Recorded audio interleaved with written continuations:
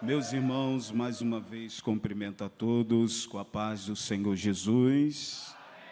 Antes de ministrarmos a palavra de Deus, quero aproveitar uns minutos que me foi dado para externar a Deus a minha gratidão e louvor pelo privilégio de estar aqui nesta noite como canal transmissor da sua palavra. Quero louvar a Deus também pela vida do nosso pastor Isaac, pela confiabilidade, pelos irmãos desta igreja, por mais um ano que está louvando ao Senhor e servindo a Ele nesse culto de gratidão e alegria.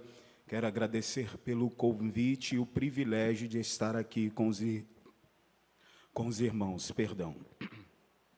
Meus irmãos, eu queria pedir permissão ao nosso pastor para me ler um outro versículo da palavra de Deus, para que possa, dessa mesma forma, meditarmos daquilo que Deus colocou no nosso coração nesta noite. Quero louvar a Deus pelo cantor, vindo ali do Rio de Janeiro. Sempre é bom ouvir hinos maravilhosos que nos remete o nosso início, não é isso? Fortalece o nosso coração cada vez mais. Queria convidar os irmãos a abrir a sua Bíblia comigo na carta de Pedro, na sua primeira carta universal, no capítulo 2, no verso de número 9.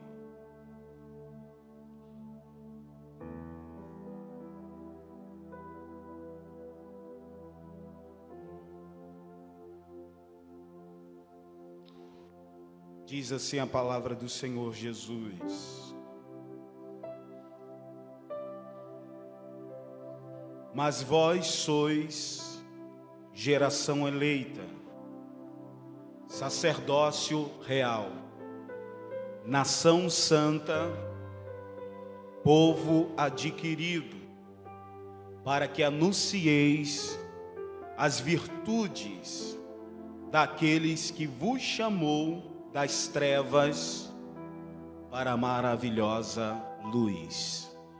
Que Deus aplique a sua palavra em nossos corações. Quando foi me dado o tema desse congresso de irmãos para meditar, eu me propus a buscar a Deus, para que Deus nos conduzisse a um texto, a uma palavra, para compartilhar com os irmãos nessa noite. E o tema desse congresso fala sobre sacerdotes.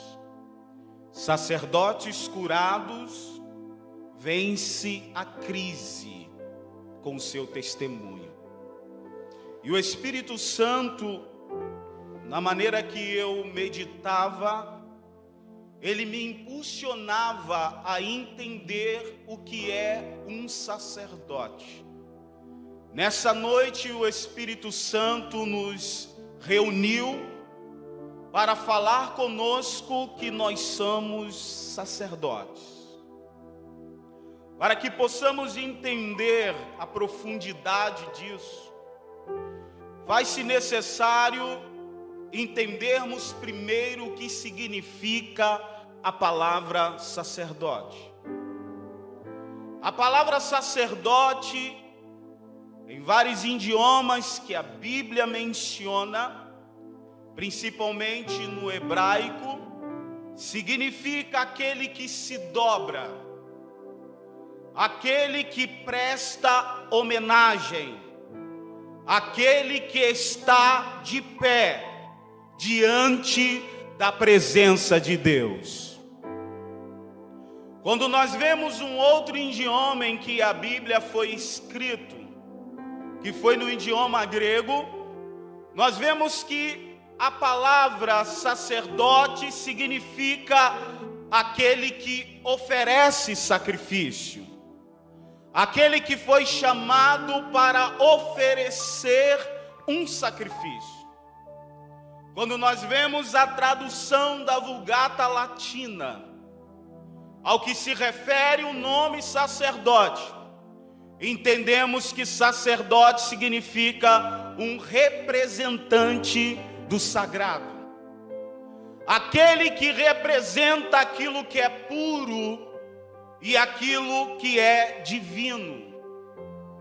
Quando nós lemos as Escrituras, nós vemos que antes da instituição oficial do sacerdócio no meio do povo hebreu, esse ofício sacerdotal, essa responsabilidade era delegada aos chefes de família, os pais, os maridos.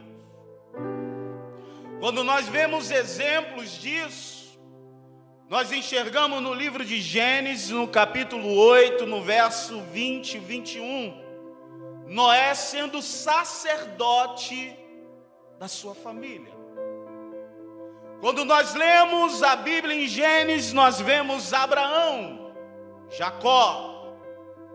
E quando nós lemos o livro do patriarca Jó, nós vemos ele sendo um sacerdote. Quando a Bíblia diz que Jó, no capítulo 1, no verso 5, oferecia sacrifício pelos seus filhos. No final do seu livro, Jó vai ser convocado a ser um sacerdote para os seus amigos. E Deus exige que Jó seja esse representante, porque Deus vai afirmar que só ele ouviria, só ele atenderia. O sacerdócio, ele teve um início oficial no ministério de Moisés. Quando Moisés recebe a chamada de Deus para tirar o povo de Israel do Egito e conduzi-los à terra prometida, diz a Bíblia que nesse trajeto o Senhor estabelece leis, estabelece rituais de adoração. E dentro desses rituais o Senhor manda confeccionar um tabernáculo. E esse tabernáculo seria a morada de Deus no meio do seu povo. E Deus manda confeccionar utensílios. E cada utensílio deveria ser colocado de forma estratégica e específica dentro do tabernáculo. O tabernáculo deveria ser dividido em 3 partes: o pátio do sacrifício, o lugar santo e o lugar santíssimo. E o lugar santíssimo deveria ser separado por um véu, porque esse véu seria o véu da separação, porque no lugar santíssimo haveria de repousar a glória de Deus. Deus ainda orientando a Moisés, disse: Moisés, chamarão o seu irmão, porque ele será para mim o meu sacerdote. E não só ele, mas os seus filhos, Nadab, Abiú, Eliezer e Itamar. Eles serão os sacerdotes. Chama eles. Eles não poderão se apresentar diante de mim de qualquer maneira. Você deverá confeccionar roupas específicas para eles, porque todas as vezes que eles entrarem no meu tabernáculo, eles deverão vestir essas roupas. Chame eles, porque eu vou consagrá-los, vou confirmar a minha chamada na vida deles. E diz a Bíblia que Arão foi o sumo sacerdote. Sobre ele repousava a responsabilidade de oferecer o sacrifício pelo povo. E o Senhor disse: Moisés, diga para Arão que no Santo dos Santos, não é porque eu o consagrei e confirmei, no Santo dos Santos, ele não pode entrar a hora que ele quer, e quando ele quer, ele entrará uma vez no ano. Diga para ele. Arão entrava uma vez no ano. Sobre a fumaça se escondia. Quando ele entrava pelos véus que separava, ele não botava a sua face inicialmente, mas ele enchia o lugar santo com incensário. E por detrás da fumaça, ele se apresentava. E a glória de Deus se manifestava. Entendemos quando surgiu o sacerdócio. Qual era a função sacerdotal da época? Era oferecer sacrifícios. Era ser o mediador entre Deus e os homens. Ele representava Deus no meio do povo e representava o povo diante de Deus. Estava lá. Era alguém específico que tinha esse privilégio. Eu imagino na época, quantos não desejaria entrar no Santo dos Santos? Só Arão e o seu filho mais velho, seu sucessor, poderia entrar lá, ver a arca, ver a glória que vinha sobre os querubins. Meu Deus! Era privilégio de poucos. Era contado a dedo quem podia entrar lá. Mas uma vez, diz o escritor de Hebreus, no capítulo 4, no versículo 14, um sumo sacerdote se manifestou entre nós, a saber, Jesus Cristo. E ele não penetrou o véu, mas ele penetrou os céus diante do trono da graça. Através da sua morte no Calvário, aonde a sua carne foi rasgada, perfurada, e o seu sangue derramado. Hebreus capítulo 10. Ele abriu um novo e vivo caminho. Não por sangue de bode, não por sangue de ovelha, mas pelo teu próprio sangue, ele nos deu livre acesso diante da presença de Deus. O escritor aos Hebreus vai dizer: por isso, meus irmãos, entremos com ousadia. Abra a cortina. Não peça licença, porque a porta foi aberta para entrar na presença de Deus. Entra quem quiser.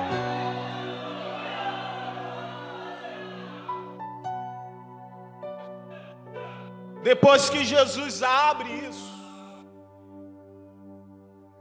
ele não abre, apesar que o véu se rasga, mas o escritor diz que o véu que simbolizava a sua carne foi rasgado. Jesus está dizendo: é por mim que vocês entram.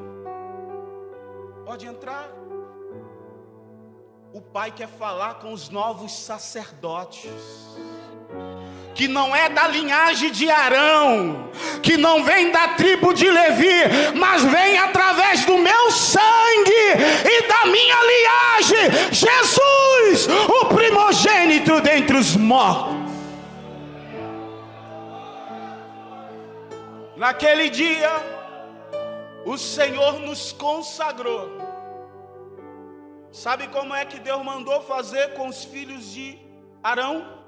Mata o cordeiro, pega o sangue do cordeiro, unge a sua orelha, o seu polegar, o seu dedão do pé,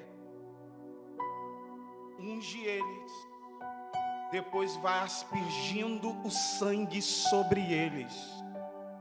Você acha que nós somos merecedores de entrar na glória e na presença de Deus, diante do trono de Deus? Nós íamos ser fulminados. Mas quando entramos na presença de Deus, nós entramos acobertado pelo sangue.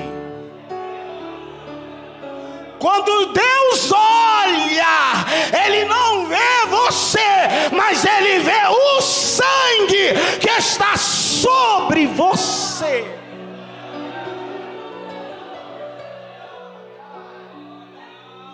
Ele nos fez reis e sacerdotes. Precisamos entender o que nós somos. Quando entendemos o que somos, nós nos posicionamos. Nós tomamos posse daquilo que realmente eu sou. Hoje eu sou um sacerdote. Desculpa falar isso. Você é um sacerdote. Não da lei, mas da graça. Não é que você seja alguém que precisa ser condutor de outra pessoa para falar com Deus, não, mas você é o sacerdote que apresenta Jesus.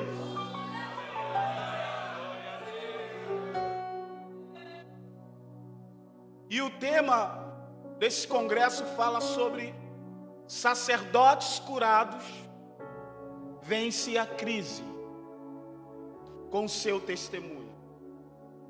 O que é crise? Que nada mais do que uma manifestação violenta dos sentimentos, que nos arrebata sem nos esperar. E quando vem a crise, vem um estado de dúvidas e incertezas. A gente começa a duvidar de muitas coisas. A gente começa a dizer, será que Deus me chamou? Será que eu realmente dou para esse negócio? Será que realmente é isso que Deus quer na nossa vida? A crise nos traz essas dúvidas. E Paulo, ao escrevendo a segunda epístola aos Coríntios, no capítulo 7, no verso 5, Paulo vai falar sobre crises que ele passava. Lutas por fora e temores por dentro. Às vezes isso é o retrato da nossa vida. Às vezes nós chegamos na igreja, colocamos a nossa melhor roupa, mas ninguém sabe as lutas que você travou para chegar aqui.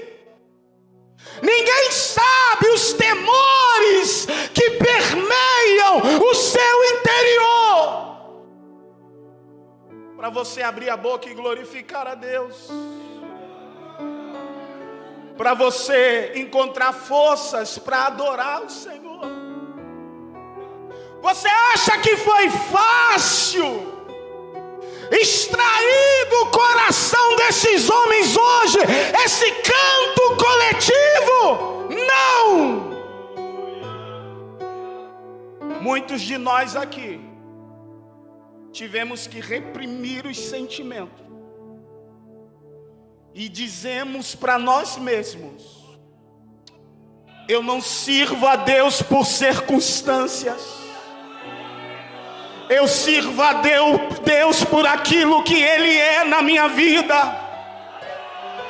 Eu não sirvo a Deus por momentos favoráveis. Eu sirvo a Deus porque Ele me salvou. É isso que nos motiva a cantar um hino como esse. A melhor coisa que eu já fiz. É isso que nos motiva a permanecer de pé em 2022, almejando 2023, dizendo: eu vou continuar. Você acha que o sorriso que estampamos nos nossos rostos é porque a nossa vida vai de vento em popa?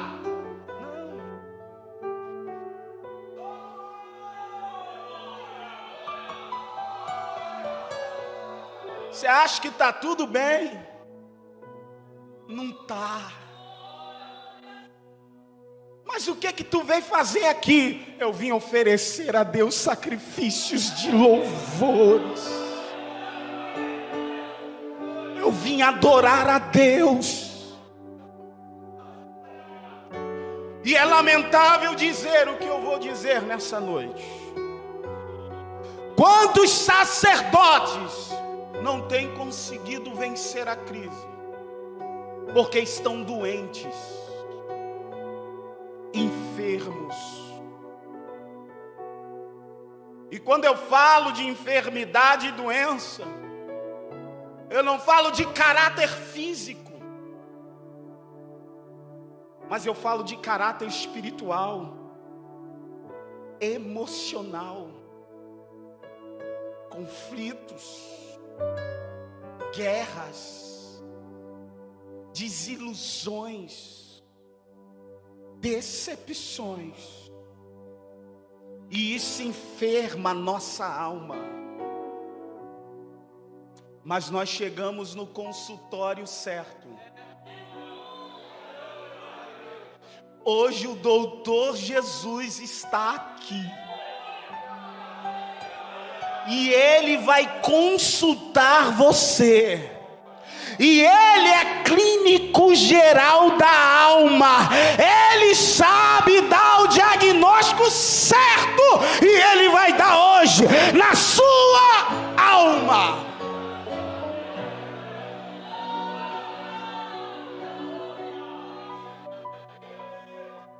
Bata no seu peito e diga: eu sou um sacerdote. Quando nós lemos em Levítico, e eu queria que você lesse comigo, a gente tem tempo,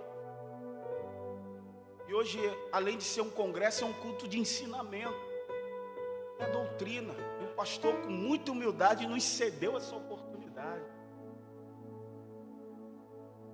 Levítico capítulo 21,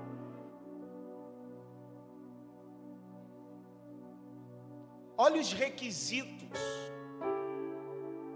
que deveria existir na vida de um sacerdote para que ele pudesse, ou um aspirante ao sacerdócio, deveria ter e não ter para que pudesse ser.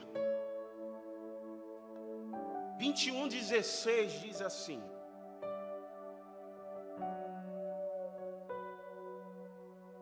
e falou mais o Senhor a Moisés, dizendo: falarão, dizendo: ninguém da sua semente, nas suas gerações, em que houver alguma falta, não se chegará a oferecer o seu pão, do seu pão, a Deus. Pois nenhum homem que houver alguma deformidade chegará. Homem cego, homem coxo, de nariz chato, ou, em outras traduções da NVI, de rosto deformado, ou de membros demasiadamente compridos, tiver pé quebrado, mão quebrada, corcunda, anão, belinda nos olhos, sarna, impinge e testículo quebrado, nenhum homem da semente de Arão, o sacerdote, em que houver alguma deformidade, não se chegará. É muito sério o que eu vou dizer nessa noite, porque às vezes nós vivemos numa época onde a gente estamos acostumados a comer um alimento que seja rápido, seja de gosto bom. Não queremos saber se ele vai produzir saúde, queremos matar a nossa fome. E o que for rápido é melhor. Não temos mais paciência de comermos uma comida em que demora a ser feita. Uma comida que venha com temperos saudáveis, porque demora demais. Eu quero botar no micro-ondas e pronto. Eu não quero nem ter o trabalho de pedir. Eu quero comprar no mercado congelado e botar, descongelar e acabou. O sabor parece bom, mas a gente não consegue ver o quanto de química ali que prejudica a nossa saúde. E Deus, Ele está preocupado nesses últimos dias de nutrir a nossa vida de forma saudável, através da sua palavra. Comer ela, mastigar ela, extrair a proteína certa para o seu desenvolvimento. Sacerdote não pode ser cego. O que é cego? É uma pessoa desprovida de visão, que não consegue enxergar, não consegue ver além, não consegue perceber nada se alguém não lhe disser. Quando aquele cego Bartimeu estava à beira do caminho, um alvoroço, um barulho acontecia, e ele perguntou: o que é que está acontecendo? É um tal de Jesus que está passando aqui no caminho. Quando ele ouve isso, ele abre a boca e grita: Jesus, filho de Davi. Jesus o chama e diz: o que queres que eu te faça? Senhor, eu quero ver. Deus está falando conosco nessa noite. Tem muitos de nós que perdemos a visão do reino, perdemos a visão do alvo que deveríamos ir. Já não temos mais visão ampla na obra de Deus. Estamos cegos com visões. É igual a igreja de Laodiceia. Eu vejo tudo, mas Jesus diz: tu és cega. Então você não enxerga o quanto você precisa da minha graça, do meu perdão. Deus nessa noite precisa abrir os nossos olhos, para que possamos enxergar além, para que possamos ver a sua obra na realidade. Percebemos que algo está acontecendo, mas não conseguimos enxergar, porque estamos cegos no nosso egoísmo e nas nossas vontades.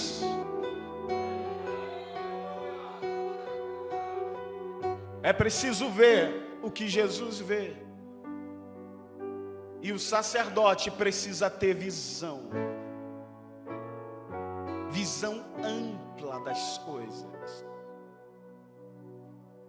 Sacerdote não pode ser aleijado. O que é aleijado?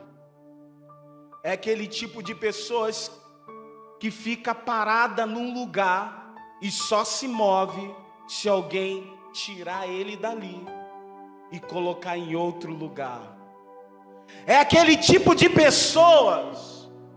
Deus está falando para nós, dependente dos outros. Se não estender as mãos para mim, eu não faço. Eu só faço se alguém me mover. E Deus disse: sacerdote não pode ser aleijado. Quando o Senhor desce no tanque de Betesda, ele encontra um homem 38 anos paralítico. E Jesus chega até ele e diz assim: queres ficar curado? E sabe o que ele disse? Ele disse: Senhor, não tem ninguém que me ajude. Eu já estou aqui há tanto tempo. Quando eu penso em ir, outro vai no meu lugar. Crente aleijado é aquele que só vive pondo desculpa para os seus fracassos espirituais.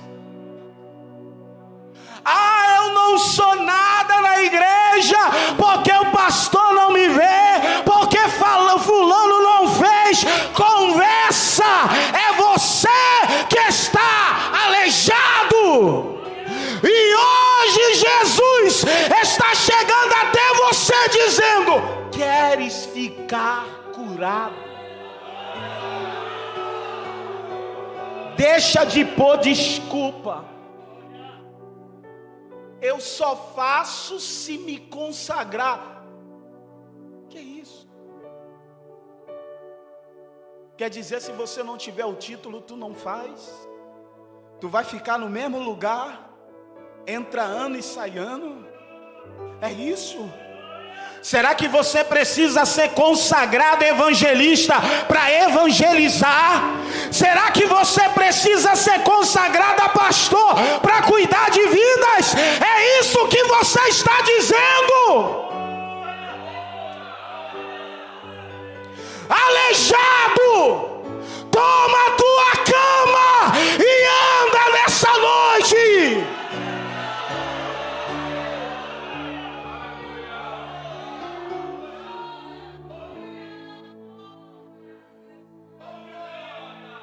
Sacerdote, Deus precisa curar a gente, irmãos.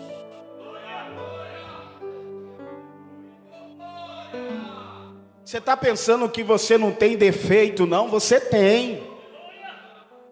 Você está pensando que você não tem defeitos e limitações? Você tem. Porque tem alguns que se acham melhores, só acham. Deus nos trouxe aqui para tirar esse achismo de nós, para nos dizer: você acha, mas tu é limitado, como todos aqui, que precisa ser curado. Sacerdote não pode ter o rosto defeituoso. Quando alguém tem um defeito no rosto, e o defeito é grave, a deformidade é grave, normalmente ele usa máscara para esconder a sua deformidade. Quando ele tem só um lado deformado, ele procura de todos os meios esconder a deformidade e mostrar só o lado saudável.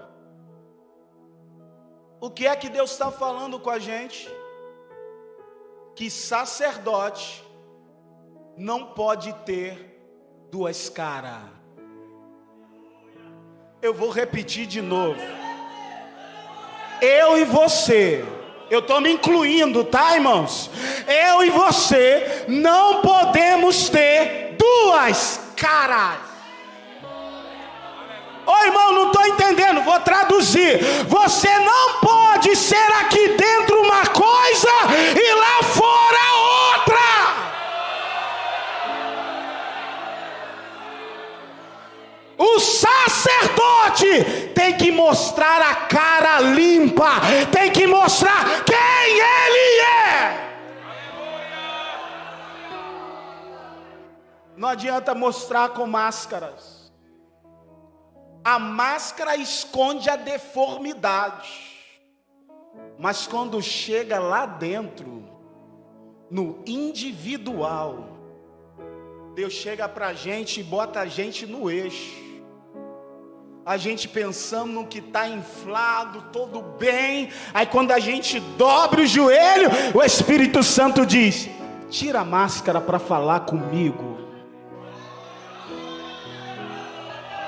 Diante da igreja tu coloca máscara, diante do povo tu usa disfarce, mas diante de mim, tira a máscara para falar comigo, que eu sei quem você é.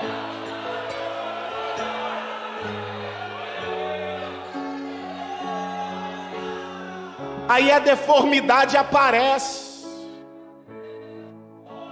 a glória nos constrange. A gente deixa de olhar para os outros e começa a olhar para a nossa vida e ver o quanto nós somos tão pequenos e Deus é tão grande. Mas não se preocupe, o Senhor, nenhum plano de saúde hoje faz isso que Jesus faz. Plano de saúde só cobre o essencial, mas o Senhor, Ele cobre cirurgia plástica. Hoje o Senhor vai tirar a máscara de alguém e vai consertar a sua face, e quem olhar não vai ver você, vai ver a glória, a glória, a glória de Deus na sua vida. Moisés tira o véu. Tira o véu. Não posso, Senhor. Por quê? Porque a glória se foi. Aí você não quer mostrar para os outros que a glória se foi, Moisés? Tira o véu.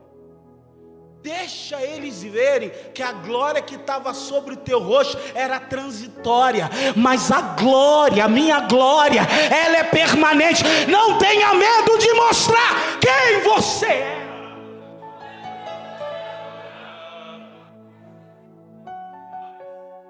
Chega de viver de mentira. Chega de viver algo que você não é. Até quando você vai sustentar essa farsa? Até quando você não vai abrir o coração e dizer: Senhor, eu quero viver uma realidade,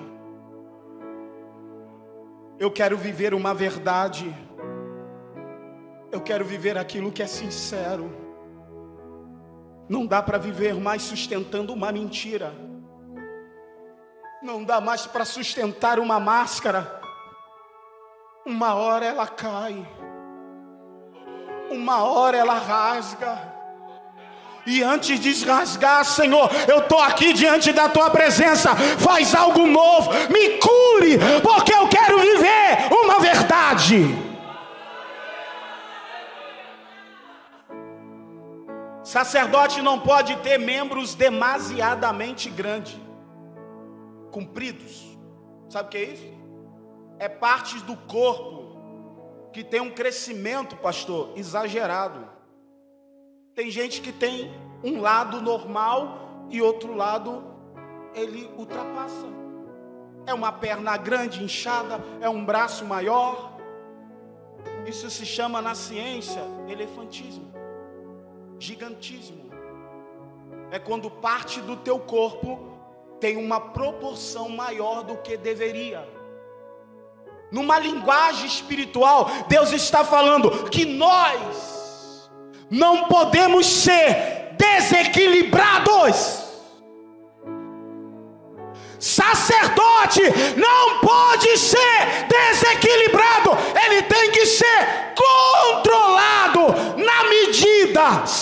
certa.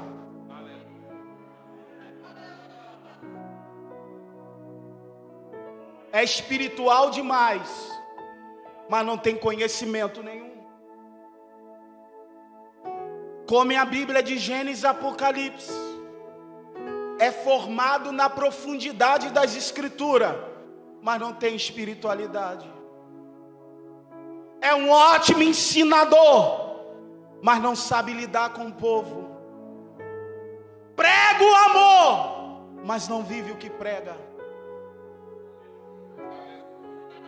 É bom numa área e defeituoso em outra. Deus está falando com a gente, está na hora de você viver uma vida equilibrada. Está na hora de você saber controlar os seus níveis de estresse. Você não é um representante qualquer do governo, de um partido político. Você é representante do céu. Aí tem uns sacerdotes que, quando está passando por um nível de estresse, fala o que não quer, estressa, separa os irmãos, bota para fora. Aí depois que o nível de estresse passa, ele tenta reconciliar de novo. Deus está dizendo: os seus problemas pessoais, sabe lidar com eles. Porque quando você estiver diante do meu povo, eles não têm culpa da sua vida.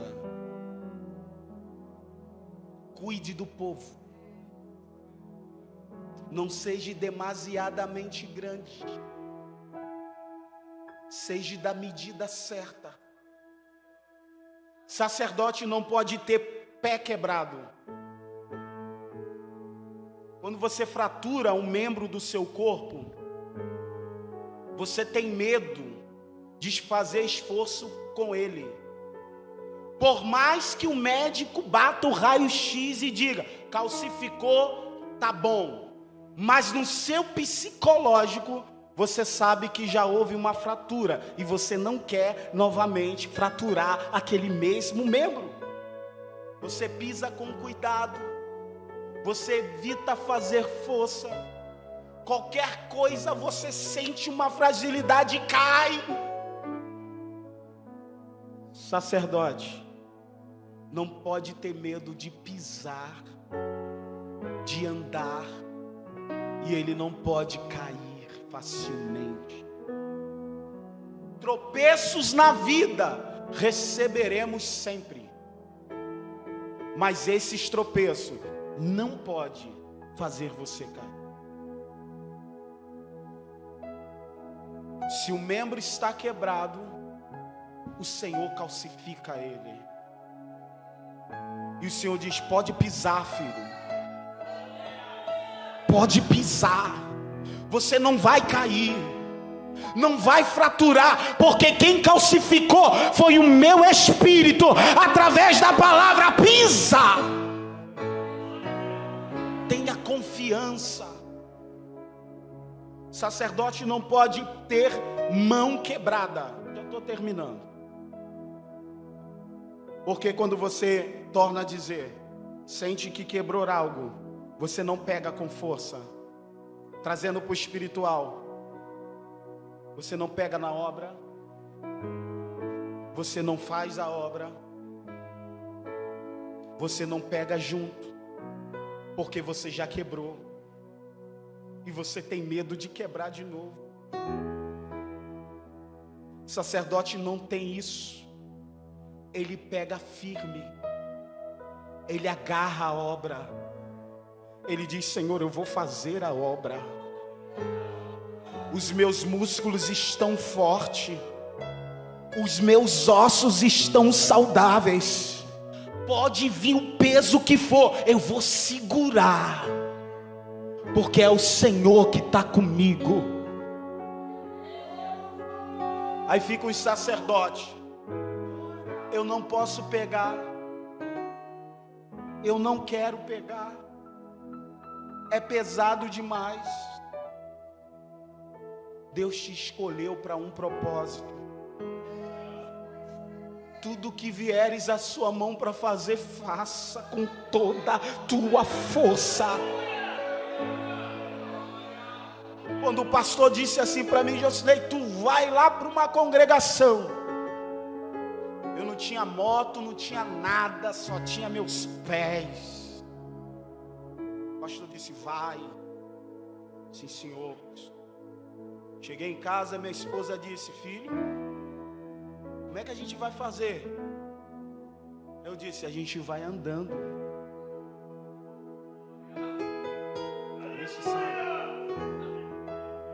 Eu moro lá no Santo Antônio. E eu dizia: filha, a gente não vai dar essa volta não. A gente vai para o meio do sítio. E desce. Sobe. Ela olhava para mim: minhas pernas estão doendo. Jesus vai dar força, vamos. Segura na minha mão, vamos caminhando. A escuridão era densa, porque não tinha poste de iluminação. A gente vai entrar aí nessa escuridão. E vai entrando. Daqui a pouco chegava na rua da igreja, e os irmãos cantando o hino da harpa. E a gente chegava, pregava como se estivesse num dos maiores congressos. Deus salvava, renovava, e na hora de vir, voltava a pé de novo.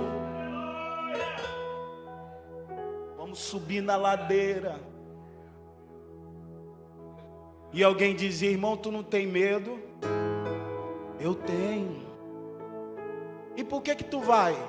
Porque eu não estou indo para um baile, eu não estou indo para uma festa, eu não estou indo para um cabaré, eu estou indo para a casa de Deus pregar o evangelho, e Ele vai diante de mim.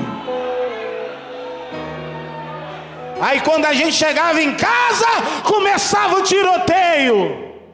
Eu disse: enquanto eu estiver indo para a igreja, Jesus vem comigo.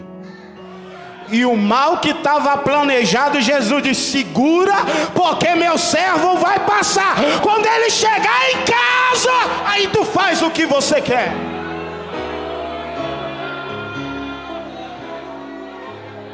Segura aquilo que Deus colocar na sua mão. Deixa de ser covarde e medroso.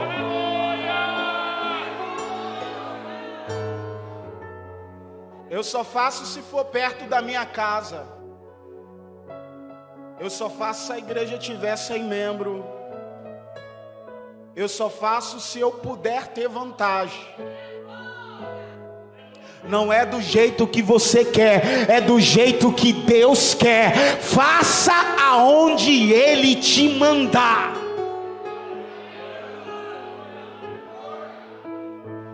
Sacerdote não pode ser corcunda. Corcunda é uma deficiência que dá na espinha, nas costas, na medula. Na medula não, na espinha dorsal, não é isso?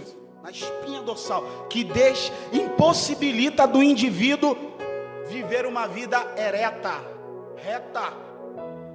Há uma curvação. Ele só fica olhando nessa posição. E olha de lá, ele faz assim, porque ele não consegue ficar ereto. Trazendo para o espiritual, irmão. Desenrola isso aí para mim entender. Corcunda é o sacerdote que não tem ânimo para nada, só fica olhando para baixo. É aquele tipo de pessoa que só se movimenta se alguém bater palma para ele, se alguém bater nas costas dele, e se ele receber um elogio. Mas quando vem a crítica, ele abaixa e diz: não dá mais para mim, eu não quero mais, eu vou desistir. Aí fica chorando dentro de casa para a mulher, dizendo: ninguém me entende.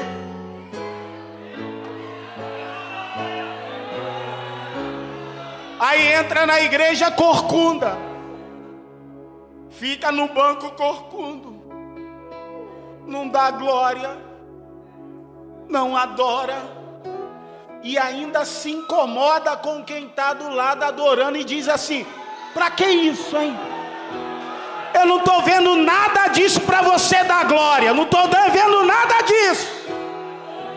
Só que Jesus, ele está no recinto. Assim como ele entrou na sinagoga e enxergou uma mulher corcunda, Deus está te vendo nessa noite.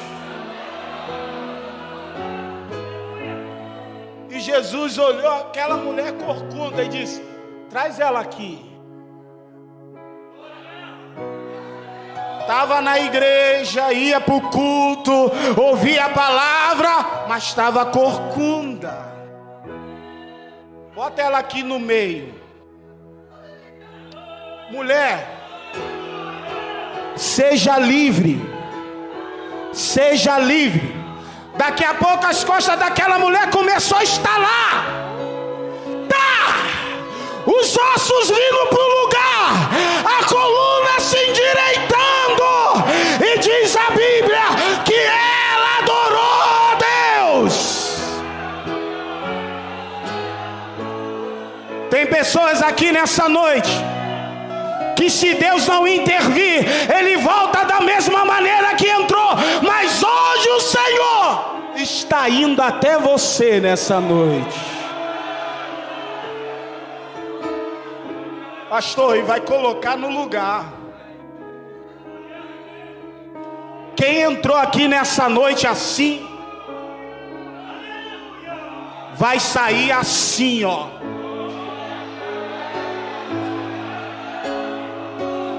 O que houve? Jesus me endireitou, botou tudo no lugar, aquilo que estava faltando.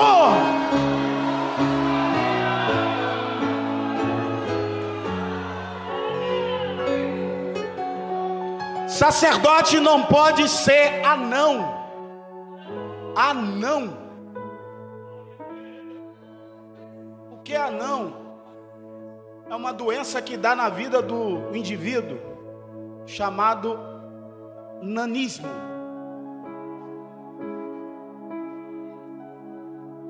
Que impossibilita que ele cresça.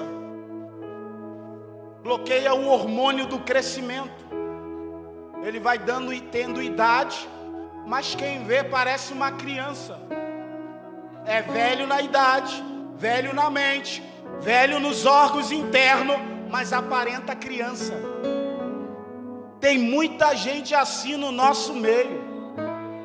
É velho de igreja, a carteirinha dele já dá 10 anos de convertido, mas quando a gente olha, ainda é criança.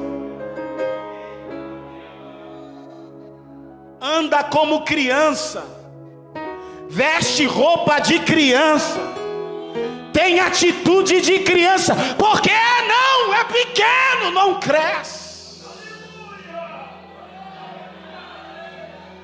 Tem muito crente na igreja que não desenvolve, continua a mesma coisa, pequeno, com atitude de criança.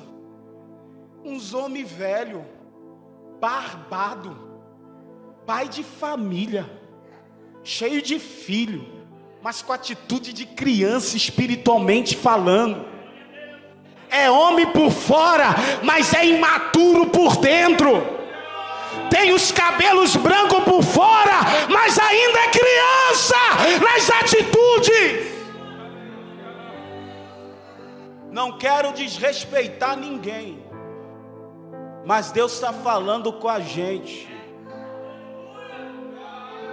A Bíblia diz que Jesus, em Lucas capítulo 2, verso 52, ele crescia em sabedoria e em graça diante de Deus e diante dos homens.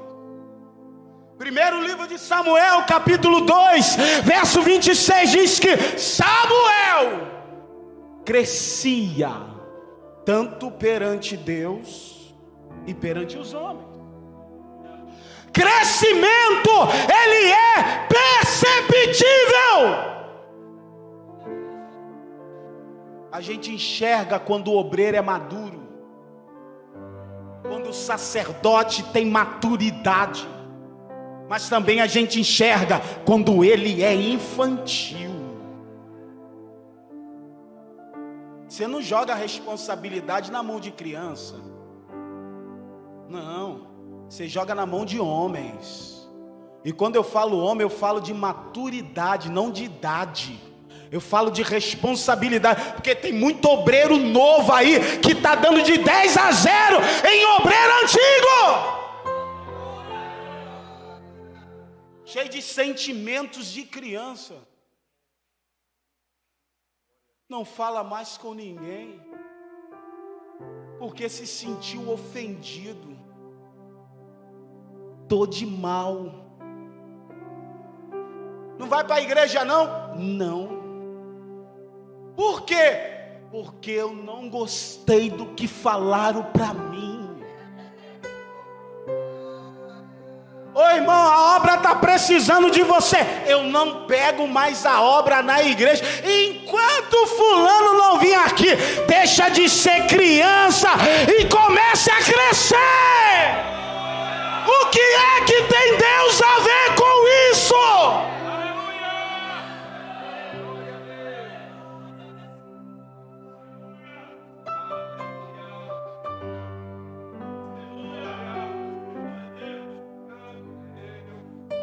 O sacerdote não pode ter nos seus olhos belinda.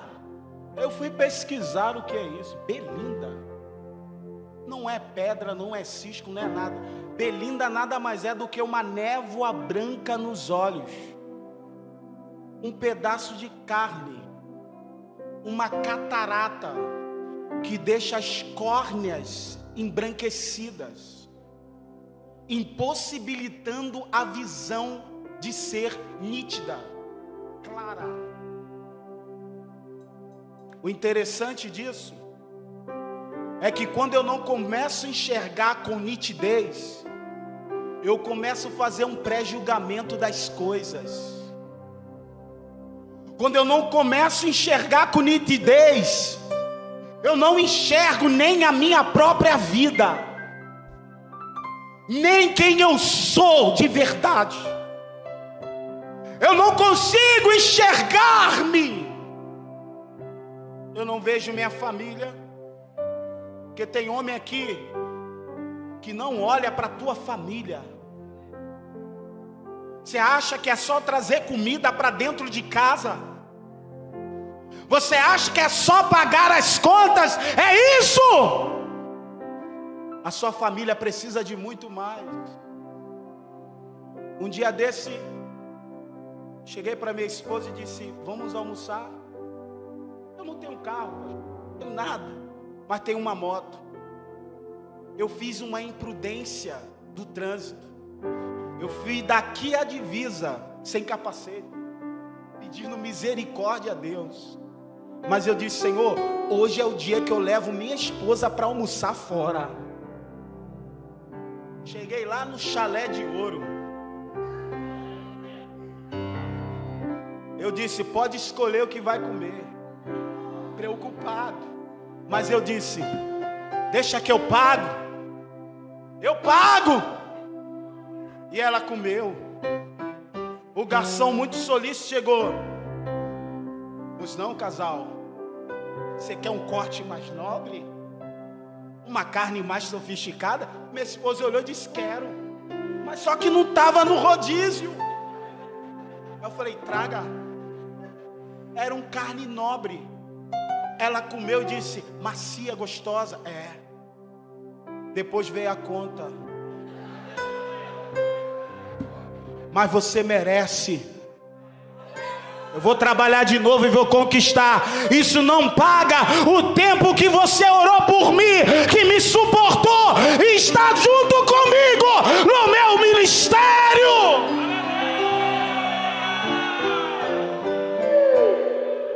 Seu filho quer um abraço teu, sacerdote.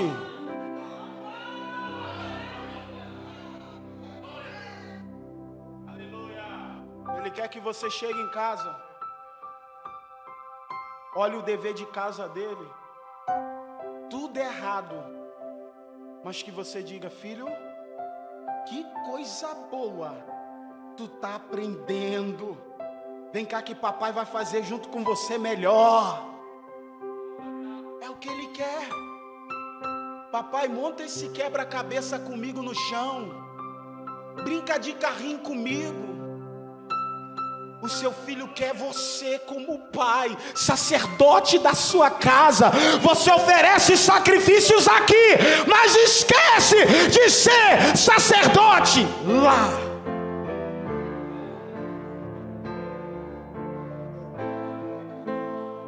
Você não consegue enxergar seu ministério, o valor que o seu ministério tem. Você acha que Deus confiou em você qualquer coisa? Às vezes o diabo tenta colocar na nossa mente dizendo: para que isso? Mas só que dentre tantos, Deus olhou para você, sem aparência, sem um grau de escolaridade considerável, não tem dinheiro na conta bancária, seu guarda-roupa não é de grife, mas ele olhou para você e disse: vou te dar um ministério, vou confiar em você, um ministério, vou te dar um serviço para mim. E você hoje, para dispensar isso, para jogar fora,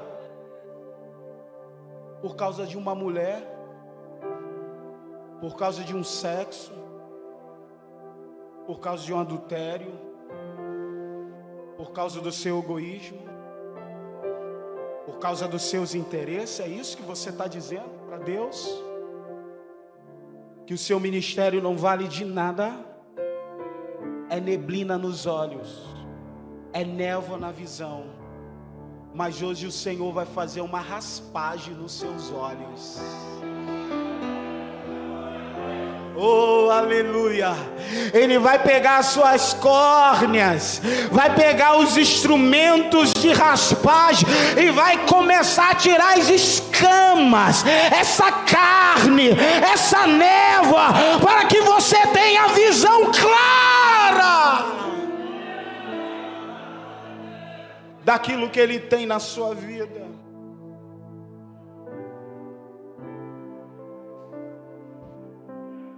Não vai dar para continuarmos. Pastor, me perdoa, passei um pouquinho do horário.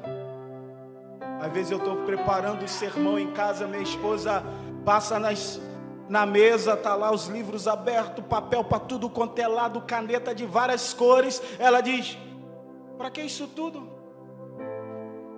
Você não vai pregar nem 15 minutos. Eu falei: deixa eu anotar o que Deus está me dando. Se for só 20 minutos eu prego, outro dia eu desenrolo em outro lugar, outro dia eu falo em outro lugar. Mas se for me dado um tempo expressivo, aí eu falo tudo. Pastor, agora é contigo. Esses homens estão doidos para louvar a Deus, porque estão sendo curados pelo Espírito Santo aqui nessa noite. O Senhor está curando coisas dentro da nossa alma. Hoje eu vou sair daqui um homem melhor, um obreiro melhor, um sacerdote melhor, um esposo melhor, um pai melhor. Eu vou sair daqui melhor. Vou sair melhor. E como resposta, eu vou adorar nessa noite.